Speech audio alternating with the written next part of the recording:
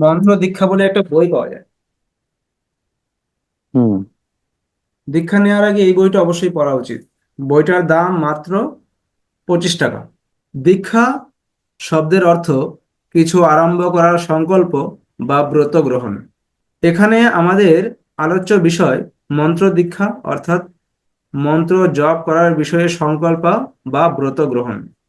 দীক্ষা হচ্ছে মন্ত্র হুম। গ্রহণ করার বা কোনো কিছু শুরু বা আরম্ভ করার একটা সংকল্প, সেটা হচ্ছে দীক্ষা।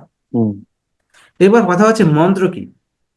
মন্ত্র হলো আধ্যাত্মিক অথবা অলৌকিক সংকেত সূত্র। হুম।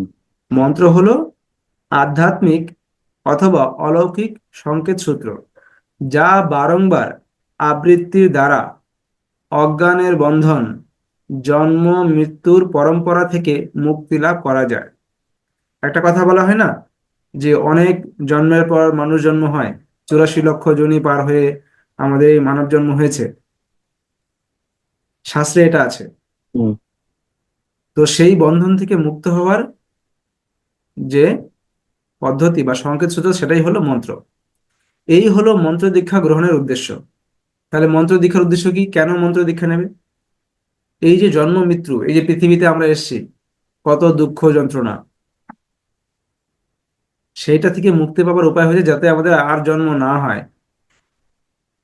যাতে বারবার এই পৃথিবীতে ফিরে না আসতে হয়।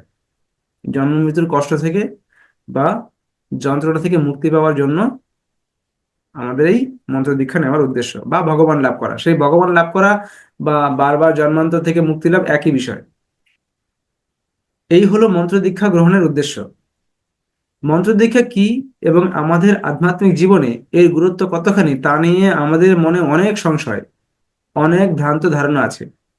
অনেকেই মন্ত্র দীক্ষার তাৎপর্য কি এবং আধ্যাত্মিক জীবনে মন্ত্র দীক্ষার দ্বারা কি লাভ হবে তা স্পষ্টভাবে না বুঝেই মন্ত্র দীক্ষা নিতে চান। কেউ ভাবে মন্ত্র দীক্ষা হলে বোধহয় আমার চাকরি হবে, কেউ ভাবে মন্ত্র দীক্ষা নিলে বোধহয় আমার ছেলের চাকরি হবে, আমার ছেলে বা মেয়েটার বিয়ে হয়ে যাবে, কেউ ভাবে আমার হয়তো অসুখ সেরে যাবে। তো মানুষের কিছু ভুল ধারণা আছে মন্ত্র দীক্ষা নেওয়ার পিছনে। এগুলো আসলে ঠিক ধারণা নয়, এটা মন্ত্র দীক্ষার উদ্দেশ্য নয়। অনেকে না জেনেই মন্ত্র নিয়ে নেয়, তারা জানেই না মন্ত্র কেন নিয়েছে।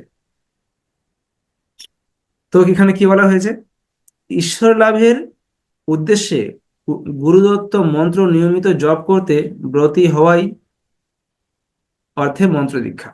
তার মানে কি, ঈশ্বর লাভের উদ্দেশ্যে মানে ভগবান লাভ হবে, সেই উদ্দেশ্য নিয়ে গুরু প্রদত্ত মানে একজন গুরুর কাছ থেকে মন্ত্র নিয়ে সেই মন্ত্র নিয়মিত জপ করায় যে সংকল্প বা ব্রতী, তাকেই বলা হয় মন্ত্র দীক্ষা। সংস্কৃতে মন্ত্র শব্দের ব্যুৎপত্তিগত অর্থ হলো মননাৎ ত্রায়তে ইতি মন্ত্র। মন্ত্র মানে যা মনন করে মানুষ জন্ম মৃত্যুর পরম্পরা, সংসার সমুদ্র, মায়া বা অবিদ্যা থেকে মুক্তি পায়। আর দীক্ষা হলো গুরুর নির্দিষ্ট পন্থা অনুসরণ করে ওই মন্ত্র জপ করা। তারপরে আরো বিষয় আছে, আমি মাত্র দুটো পেজ পড়লাম, দুটো পেজ নয়, মাত্র একটা পেজ পড়লাম। তো এই বইতে সব মিলিয়ে পেজ আছে প্রায় 63-64 পেজ আছে। বইটার নাম মন্ত্র দীক্ষা, লেখক স্বামী ভূতেশানন্দ।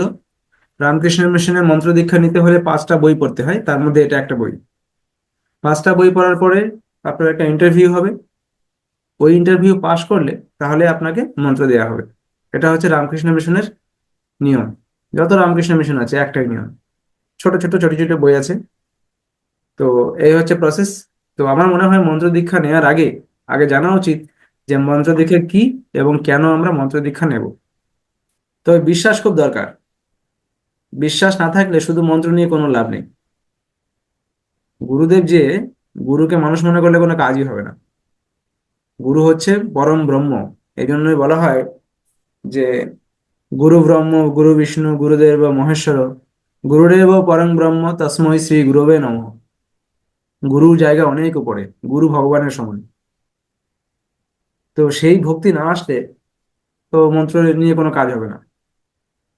গুরুকে সাধারণ মানুষ মনে করলে কোনো কাজই হবে না।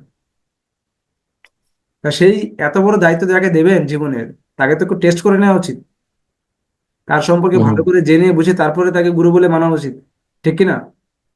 নাহলে দুদিন মন্ত্র জপ করবেন, তারপর দিন আর করবেন না, ভক্তি আসবে না, বিশ্বাসী আসবে না। তাই ভক্তি আর বিশ্বাস দুটো আগে আসতে হবে, তারপরে মানে দীক্ষা নেওয়া উচিত বলে আমার মনে হয়। তো এই বিষয়ে আপনার কি মত? অবশ্যই একমত। তবে মন্ত্র নেওয়ার পরে আমার মনে হয়েছে আরো আগে নিলে আরো বেশি ভালো হতো। কারণ যারা মনে করে যে বুড়ো বয়সে মন্ত্র নেব, শেষ বয়সে নেব, এখন কি হবে মন্ত্র মন্ত্র দিয়ে, আমার মনে হয় এটা ঠিক নয়। কারণ ওই সময় আর শরীর পেরে ওঠে না, সোজা হয়ে বসতে পারবেন না, কোমরে ব্যথা করবে, হাঁটু ব্যথা করবে, মন লাগবে না, কেউ বিছানায় পড়ে থাকবে অসুস্থ হয়ে, ঠিক করে করতে পারবে না। আর অনেকে ভয় পায় যে অনেক বোধহয় কঠিন, এমন কিছু কঠিন না, মাত্র 2 থেকে 3 মিনিট লাগে। খুব ভালো লাগলো। অনেক ধন্যবাদ। খুবই ভালো লেগেছে। নমস্কার।